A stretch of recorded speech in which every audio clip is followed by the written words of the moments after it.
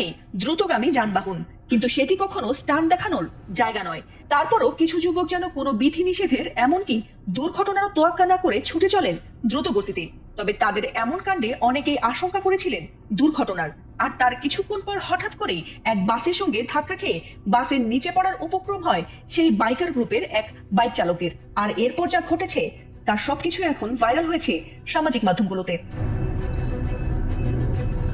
সম্প্রতি সামাজিক যোগাযোগ মাধ্যমে ভাইরাল হওয়া এক ভিডিওতে দেখা গেছে হাইওয়েতে দ্রুত গতিতে বাইক চালাতে গিয়ে ভয়াবহ দুর্ঘটনার শিকার হয়েছেন এক যুবক, আর তারপরে তার সঙ্গীরা প্রকাশ্যেই মারধর করেছেন বাস চালককে। ঘটনাটি ঘটেছে মুন্সিগঞ্জের মাওয়াঘাট এলাকায়, এমনটাই দাবি করেছেন নেটিজেনরা। ভাইরাল হওয়া ভিডিওটিতে দেখা যায় কয়েকজন তরুণ বাইকার হাইওয়েতে বাইক রেস করছিলেন। তাদের মধ্যে একজন মোটরসাইকেল চালকের হেলমেটে ছিল অ্যাকশন ক্যামেরা, আর তারই ধারণ করা ভিডিওতে ধরা পড়ে পুরো ঘটনার চিত্র।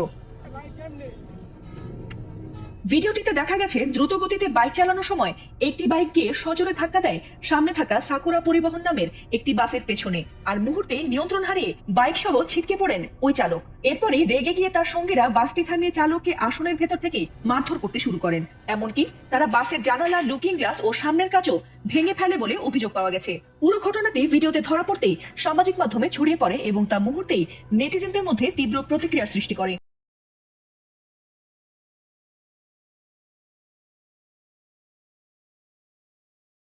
এক ফেসবুক ব্যবহারকারী দাবি করেছেন দুর্ঘটনার সময় তিনি সেই বাসেই ছিলেন। তার ভাষ্য, বাইকাররাই নিজেদের ভুলে বাসে ধাক্কা দেয়, এরপর ড্রাইভারকে অন্যায়ভাবে হেনস্থা করা হয়। যাত্রীরা প্রতিবাদ করায় তারা ভয় পালিয়ে যায়। এছাড়া নেটিজেনদের অনেকেই বলেছেন হাইওয়ে কোনো স্টান্ট করার জায়গা নয়। এছাড়া